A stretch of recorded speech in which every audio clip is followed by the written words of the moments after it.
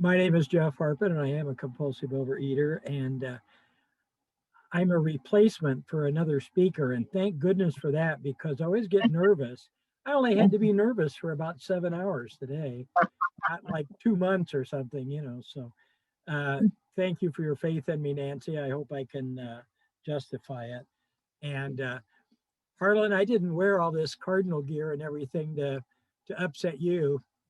I wore it because we're taking on the Dodgers in LA tonight, and believe me, I get hammered by Cub fans all the time because we got their AAA farm club here in Des Moines. So anyway, what I'm going to try and do, and I don't have any idea how much time it'll be.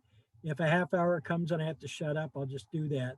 But I'm going to try and break this into two things. I'm going to try and qualify, tell a little bit about my story, and then I'm going to talk about steps 10 and 11 because those are the steps that in this COVID year are saving my life, literally, keeping me sane. And so I'm going to go through a little bit of what's in the big book on 10 and 11, and I'm going to go through a little bit about how I apply it and give a couple of examples. So, anyway, first off, let me say that I am also a sober alcoholic for 34 years, almost 35. And the reason I mention that is because I want to tell you the kind of addictive personality I have. Uh, way back when I was 15 years old, I started drinking, and that allowed me to stay alive through adolescence. Uh, and then I got through college and I got a job and I got addicted to coffee. I had a coffee pot on my desk, and they decided they didn't like that. So they made a rule against it. So I said, well, I'll show you guys. And this is the dumbest thing I ever did. I said, I'll show you guys. I'll start smoking then. And so I immediately became addicted to tobacco and smoked for probably about 14 years. On July 1, 1986, I quit smoking. I mean, I was already an alcoholic. And for 3 weeks, I went on the damnedest binge you could imagine. And then I got not asked to go to AA, forced to go to AA by my wife. And boy, I was really mad about that until I got to that first meeting, and I loved it from the day I crossed the threshold. So that was my revenge. I loved AA, and that made her a little mad because she thought it was going to be a punishment. Uh, so then uh, here's where the compulsive eating story starts. On July 23rd, 1986, I had my last, well, I guess the night before I had my last drink. On July 24th, 1986, without even realizing it, I became a compulsive overeater. You know, I was a little pudgy maybe at that time, maybe 195, 200 pounds at 5'7", but uh, I started eating without even realize I was doing it compulsively, and then started 28 years of compulsive overeating, dieting, becoming morbidly obese, dieting, losing weight. I tried every single diet there's ever been. I think I tried the low carb diet under about 12 different names, and it worked every time, except it didn't continue to work. I ballooned up every time after that. I think my highest weight was probably 380. My highest recorded weight was 360, but I stopped weighing myself. So, um, I was on a downhill slide, and what happened was, in December of 2014, I went to the doctor because I had diabetes, of course, because the doctor described it as diabesity. That says you can't avoid diabetes if you're going to be this heavy, and my blood sugars were not good.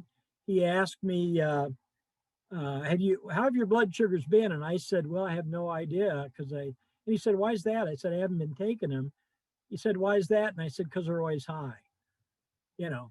And he looked at me, and this is a guy that he'd been my doctor since he got out of residency. So he'd been my doctor for almost 30 years or more than 30 years, 35 years. And he looked at me and I could see sadness in his eyes. I could read it. He was telling me by his expression that I wasn't going to live much longer. And at that moment, I decided I'm going on a damn diet again. I'm really going to do it this time. And I think by some divine intervention, that next week at one of my AA meetings, a couple of ladies came up to me that I knew and said, "Have you ever thought of going to OA?" And I looked at these ladies and I thought, "Why the hell would you go to OA? You're skinny." And no, they told me a little bit about their story, and so I said, "Yeah, I'll give that a try sometime." Uh, and so Marcia, one of these ladies, said, "Why don't you try it Sunday at 4 o'clock in the afternoon?" And I said, "Yeah, okay, I will." And I didn't show up. So the next week she cornered me and she said, "I thought you were going to the AA meeting." And I said, "Yeah, I'll go there." And she got right up in my face and said, "I want a commitment. If you're going to, don't just give me that lip service bullshit. I want a commitment." And I said, "I'll be there." You know. So I went to that first meeting and I really liked it. Bunch of really nice ladies. I was the only guy there, which I am at a lot of OA meetings, but I really liked it. And um, so I came back the next week, and this little 5'1" lady called me aside before the meeting and said, "Are you? Can I talk to you a little bit after the meeting?" And I said, "Sure." And I thought, "Oh boy, here it comes." She's going to tell me, "Oh, we got a nice ladies meeting going here, and you're kind of upsetting the apple cart a little bit." Uh, and that's not what she said. She said, "Are you serious about this thing?" And I said, "Yeah, I am. I am serious." And she proceeded to 12-step me. She showed me pictures of her when she was, this is 5'1" lady, 284 pounds. And I thought, man, can I ever relate to that? Uh, but that got my attention. But when she started talking about her eating behaviors, and by that I mean she said, "I'll tell the family we need bread and milk, go to the convenience store, buy bread and milk and a dozen ice cream bars and eat them all on the way home." You know, and she would say, I'd go get pizza for the family. I'd buy a large pizza and a medium pizza. I'd eat the medium pizza before I got home. And I started, sharing with her and thinking about some of my stupid things like that. I used to go to St. Louis a lot for baseball games, still do for that matter. And about 150 miles south east of Des Moines is a little town that has a general store, Casey's General Store, which is Quick Trip, 7-Eleven, whatever, that type of thing. And they have the greatest donuts you can imagine. So I would always buy a dozen donuts and say, I'll have these every morning while I'm in St. Louis. Uh, and I never had a donut that made it to St. Louis, ever. But when I hit St. Louis, I knew where the Krispy Kreme store was. We didn't have those in Des Moines yet then. So I went and bought another dozen. And that was the kind of behavior I engaged in. If I was out on a business trip and I was only there for 4 nights and there were 6 good restaurants in this town, I would just eat supper early and late, 2 nights. I mean, food was my God. I mean, it was, I look back on it now and I think I just kind of worshiped it. So this lady, my sponsor, who's in this room, said, "If you're serious about this, I will sponsor you." After I asked her, she said, "You got to meet certain guidelines if I'm going to sponsor you." And boy, these were tough guidelines. I had to see a nutritionist. I had to do a red, yellow, green food list, absolutely identify the alcoholic foods. I had to talk to a nutritionist. I had to go to so many meetings a week.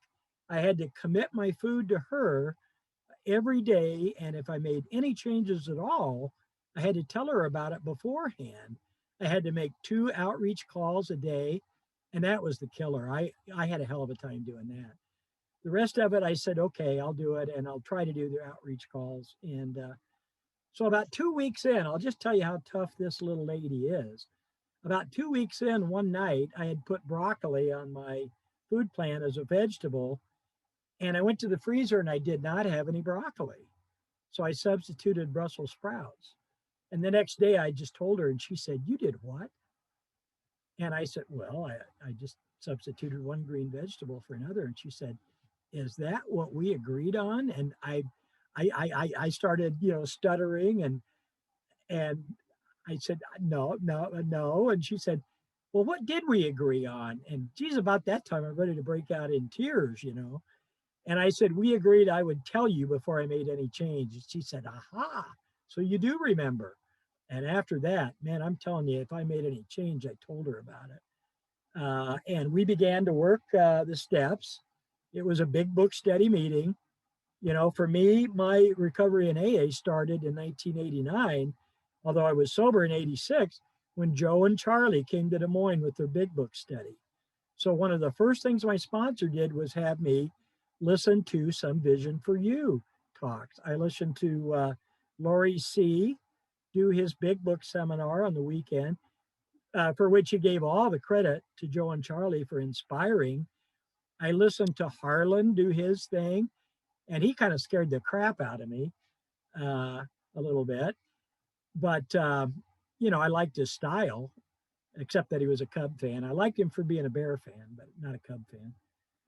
And I listened to like Kim G and a bunch of other speakers, and I thought, you know what, this food thing using the AA Big Book, it might just work. And we started going through the Big Book from the doctor's opinion through 164 and then the spiritual appendix. And I found out, when I first came to OA, I thought I'll use this as a supplement to my diet. And you know, I first found out quite loudly that my AA credits did not transfer, and so we started at square one, and we worked it, and we read it, and we discussed it, and I did a really thorough and fearless fourth step, and we did the rest of the steps, did the ninth step, and I got into 10 and 11, and I was in recovery, and I offered myself as a sponsor, and lo and behold, some people wanted what I had, which I couldn't hardly believe, but they did. And so I really found out the real joy of sponsoring and sharing this thing. Uh, and let me think now. I did want to do one thing. Marla showed me her picture when she was um, when she was 284 pounds. So I want to show you guys something. I don't have a really super fat picture, but I have one where I probably was about 340. And that's me in Minnesota with my grandson. Uh, and I got way bigger than that actually in my eating time. But I don't ever want to look like that again. And if I ever do look like that again, I'm probably doomed. Because when I got to AA, I was right up at or when I got to OA, I was right up at the edge of the cliff. My diabetes was out of control.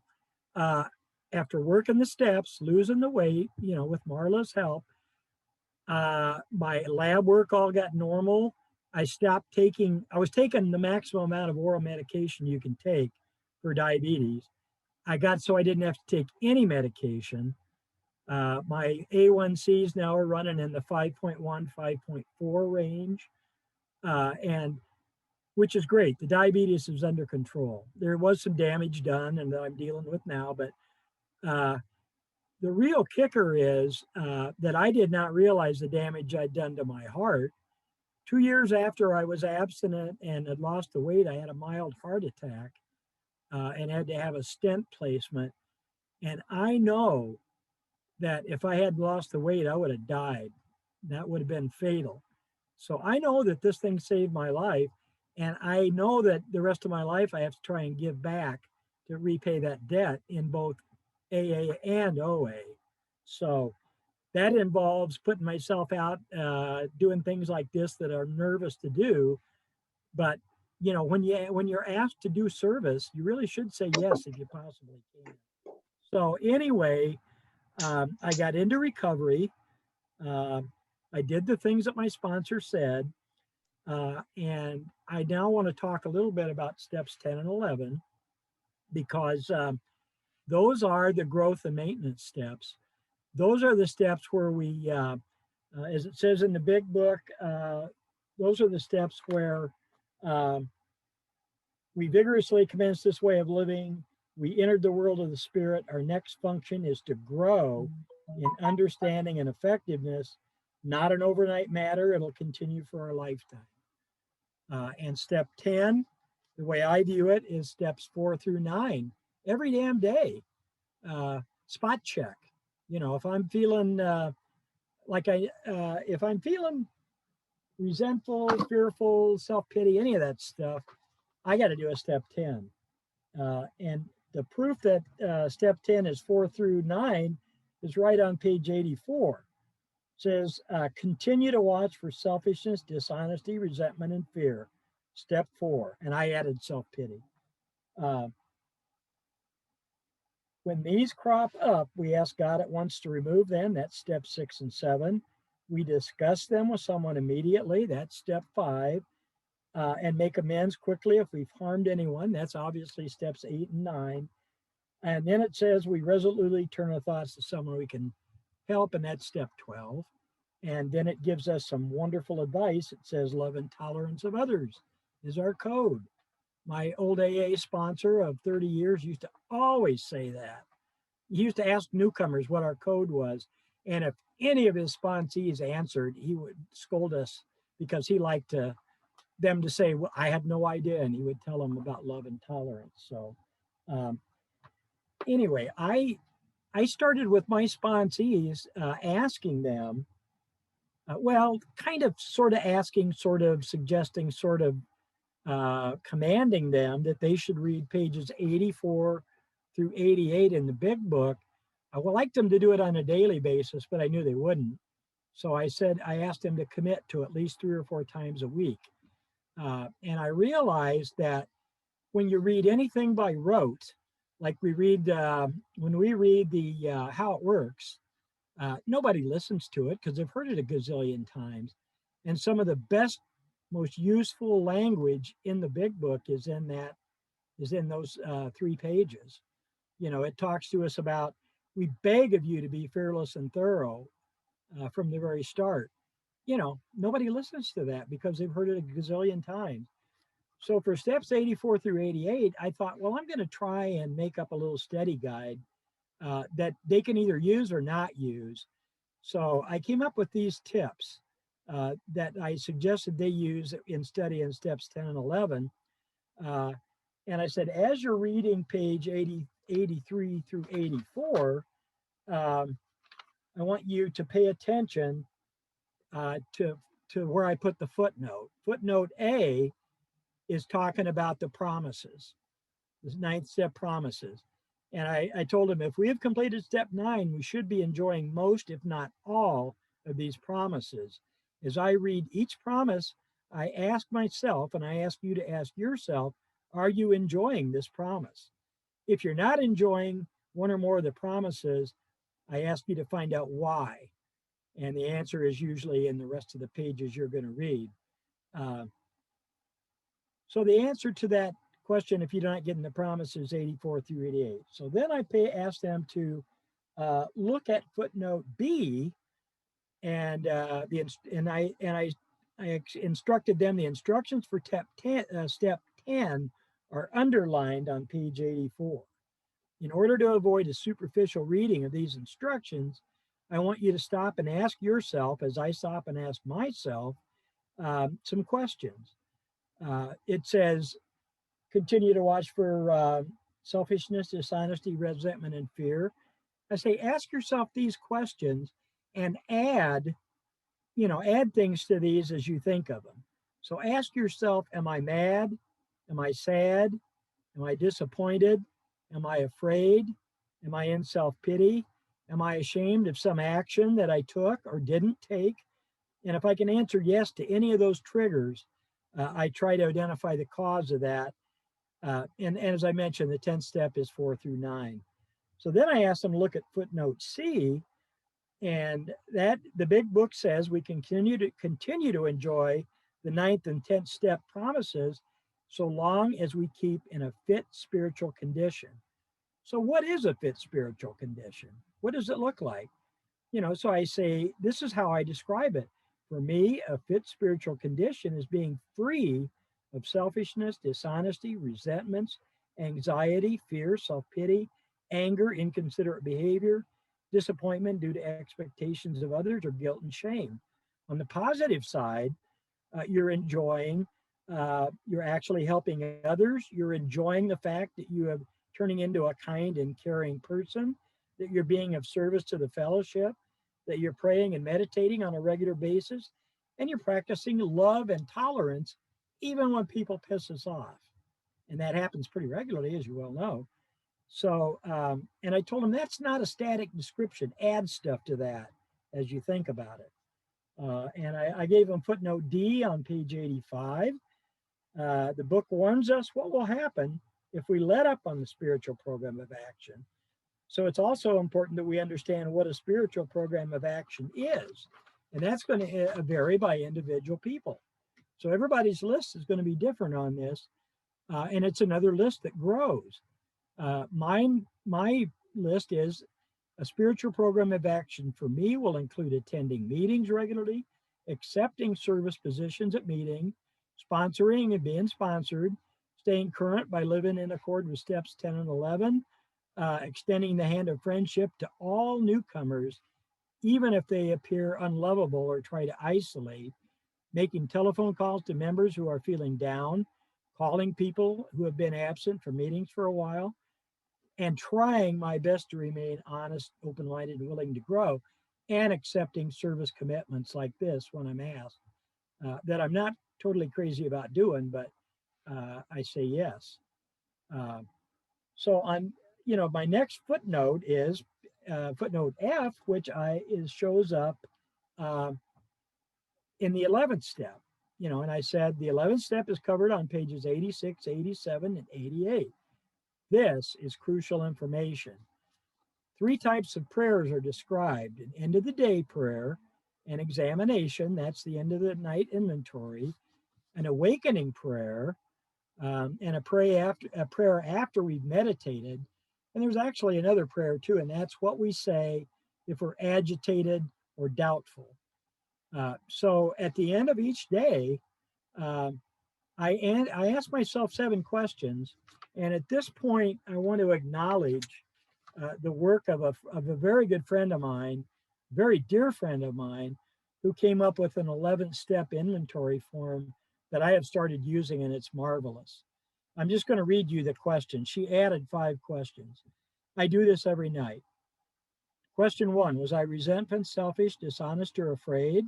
Question 2: do I owe an apology? Question 3: have I kept something to myself which should be discussed with another person at once? Question 4: was I kind and loving toward all? Question 5: what could I have done better? Question 6: what did I do for others today? Uh, Question 7: did I do or say something out of fear today? Question 8: did I reach out to another in recovery? Question 9: how did I work on my relationship with God or higher power today? 10: where was I in awe of God or higher power today? 11: what did I do well? 12: did I drift into worry, remorse, or morbid reflection? And if the answer is no, good. If the answer is yes, look at it a little bit. And then right after that, there's a gratitude list that we do every night. I do every night.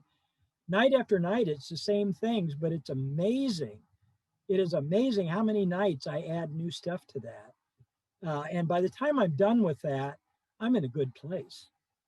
So now, if I have any time left, and I hope I do, I want to illustrate an application of these things. The 10th step, today in a men's meeting that I attend every day, a men's AA meeting, I should add, I put in the chat something I shouldn't have put in. One of the guys that I really admire and is really a bright guy made a comment that I thought was inconsiderate, hurtful, and inaccurate. What he said was that he judged, now judge is the first word that, was bad, said he judged how well alcoholics are doing by looking at how well their children are doing. And then he went on to say, I judge sponsors, alcoholic sponsors, by how well their sponsees are doing. And I thought, holy cow, you know, I can't let that go. I wish I had. So I put in the chat, I didn't use his name, but I put in the chat that I totally disagreed with that. And I thought that was inconsiderate and wrong and hurtful. And, I knew of at least 4, maybe 5 people in the meeting who are struggling with sons or daughters who are in prison or in active addiction and having all kinds of problems. And I thought, wow, what a slap in the face to them. Uh, and I had a daughter that went through addiction that I had given up as hopeless, had thought she was going to die, and she didn't. Uh, but if he'd have judged me by that, I guess I would have been another loser too. So anyway, then he and I started a battle in the chat back and forth. No one else knew about it. Uh, but he kept telling me, if you've got a problem with me, tell me face to face. Well, I hadn't mentioned him in the chat, but along about that time, I thought, you know what? Ding, ding, ding, 10th step time. And I did a 10 step on that, and I realized I had no right to judge him. I had no right to comment on that. And I also realized that I wasn't really angry with him. I was angry about some of the things that are going on in my life, some medical issues, some domestic issues, lots of crap that's going on in my life. And I have ways to deal with that. And ways to deal with that don't involve being angry with other members. So rather than have to justify my behavior and nurse that resentment, as all of you probably know, there's nothing in the world that's more dangerous to a 12-step addict than a justifiable resentment. Absolutely Jeff, nothing. This is Nancy giving you a 2-minute warning. Okay, I will try to get done in 2 minutes. The 11-step form that I read to you, where I'm using that is I've been married to the same woman for 44 years, and she is mentally ill. Her illness is characterized by hoarding and bouts of incredible rage. And I've lived with that for a long time. And I finally, as a result of this COVID year, where she opened up on me a couple of times with that rage, I finally decided I've got to do something different. And that something different is probably change my attitudes, and possibly get out of this situation. But that 11-step inventory that I read has helped me every single time. And I've had some times after my wife has directed her rage at me where I thought the top of my head was going to blow off. One night, I was so, I thought, I really thought I was going to stroke out or something. And a little thought came into my head. And that thought was simply, what would you do if one of your sponsees called and told you the same stuff that I'm thinking? And I went in where I keep my big book. I got it down, and I looked, and I 84 through 88, and I was able to sleep that night, wake up the next morning without that horrible resentment. So anyway, I hope this has made some sense and been somewhat helpful. If it hasn't, I'm just going to use the excuse that I didn't have enough time to prepare. But it wouldn't have been a damn bit better if I had. Trust me. So with that, I'll pass. Thank you for the opportunity. And now it's over. I can relax.